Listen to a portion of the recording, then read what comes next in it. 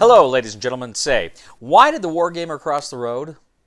To be within 6 hexes of supply. Ladies and gentlemen, today we're going to go ahead and take a look at W1815 from U&P Games.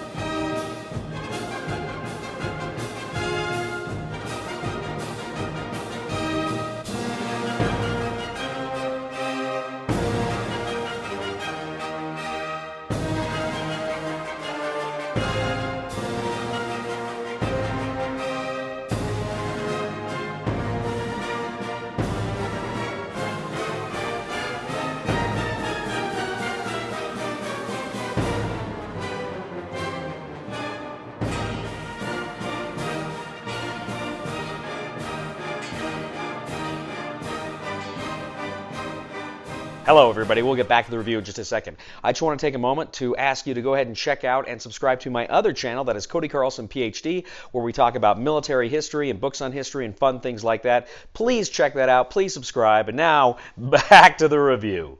In W1815 from U&P Games, two players take on the role of either Napoleon or the Duke of Wellington during the iconic 1815 battle. The game board is a map of the Waterloo battlefield. You've got spaces for your various blocks that you place there to represent the units, and you also have spaces for Le Saint-Hay and Hougoumont and Plancenoit, where you're placing little cubes. There's also spots for the Prussians, but they come in later. Players are then going to have a number of cards. Both the Allies and the French will have these cards. You place those in front of you, and they represent the various units on the board. There's a time track on the board. You have the beginning of the battle, the middle of the battle, and the end of the battle. You each have a morale track, and you each have a casualty track. Beginning with the French player, each player will be taking turns. Now, on your turn, you can essentially activate one of your units. You do that by looking at the corresponding card. That card is going to say what unit it can attack, under what circumstances it can attack, and any modifiers and circumstances that may alter that. You're going to go ahead and roll a d6 and then consult the chart. The chart on the card will tell you what happens. It may say AC or FC for Allied casualty or French casualty, in which case you take that block off the board and place it on your casualty track, or it may say AM or FM, meaning the Allied morale or the French morale, which is lowered the number that is indicated on the card. Now, as I say, the different cards represent the different units. For instance, Napoleon has a grand battery. It can fire if any of the blocks or the cubes are missing or taken off the board. Then you get like a negative modifier to your die rolls.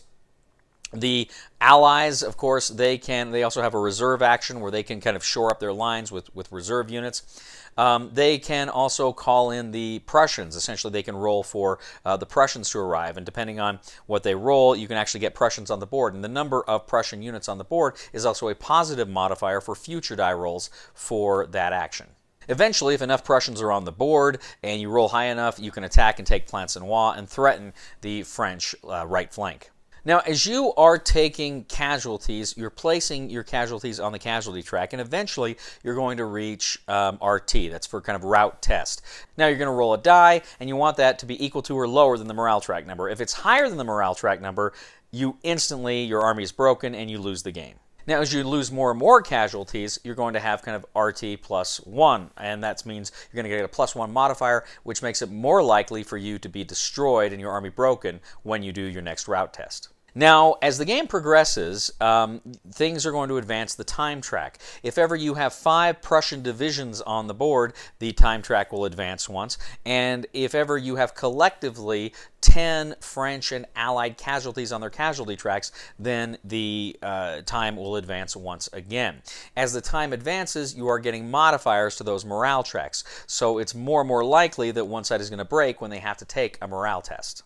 So players go back and forth. They are consulting their cards. They are rolling the dice. They are consulting the charts on the cards to indicate what the damage is. They are taking casualties. They're taking morale hits, and they are having to engage in the route checks. As soon as one player engages in a route check and fails it, then his opponent wins. W1815. So So W1815 is one of those games that's been around for a little while. I've seen it for years, and I thought it looked good, but I never got a chance to play it. And I reached out to U&P, and I was able to get a copy of this game. And this is, first of all, a very kind of component-wise, bare-bones game. You know, you've got paper map, you've got the cards, you've got die, and you've got the block units, and that's about it. It's a pretty light production. It's a good-looking production. Everything, it's got just what it needs. It doesn't need to be all gussied up. It's a very light game because it is a very short game. This is a 20 to 30-minute game. And, you know, when you discuss it and you say, well, you just do the actions on the cards, you roll the die, it sounds like there's not a lot to it. But in fact, for such a basic game, both in terms of components and gameplay, it is amazing how much strategic depth there is to this game and how many choices there are in this game. Because what units you're going to activate matter every single round. And those modifiers that you have some measure of control over, they're going to matter too. The units have some very, very cool abilities. Like I say, the British have those reserve abilities where they can, you know, at times they can choose not to take hits, but they got to, you know, remove a reserve unit. They can form squares to help, you know, to help them against the cavalry charges. So there's some really interesting things that the British can do, and the French can do as well during the course of this game. And it's interesting too when those the Prussians are arriving on the French flank, and it's, boy, you get a sense, you know, Napoleon's all in against the Allies, and then the Prussians come from his flank. It's very cool. It's a fun way to relive this history. Again, live it. I wasn't there at the first place, but it's a fun way to experience this history. It is an incredibly easy game to learn. It is an incredibly easy game to teach, and yet there is considerable strategic depth and choice here, and it's a quick game. This, I mean, to me is a no-brainer. Now, I like long games. My favorite games are the big epic 8-hour ones, War Room, Twilight Imperium, but every now and then you want a lighter game, and it's so fun to play a lighter game that still has real depth to it. I'm a big, big fan of W1815. I highly recommend it. Recommendation, buy it 100%. Thank you once again for joining us today on The Discriminating Gamer. As always, we ask you to please leave a comment for us on YouTube, on Board Game Geek, on our Facebook page, or on thediscriminatinggamer.com. We'd ask you to please like us on Facebook, subscribe to us on YouTube, and follow us on Twitter. And I also ask you, ladies and gentlemen, to please check out my other channel, that is Cody Carlson, PhD, where we talk about military history and books on history, fun things like that. Please check it out. Please subscribe. And we'd also ask you to please give a thumb to this video on Board Game Geek. That helps us out a lot as well. You know, there was this man in London who hopped into a cab, and he said, Waterloo. And the cab driver said, the station? And the man said, well, I'm a little late for the battle. Please somebody help me on my feet again. And I don't know where I'm going, and I don't know where I've been. Please somebody help me on the solid ground. It's a long time, and I've been dying. Once a year I wind up in the band. Guys, I can't play. Is there a problem? Yeah, with my wife, that old bat. You guys have fun without me.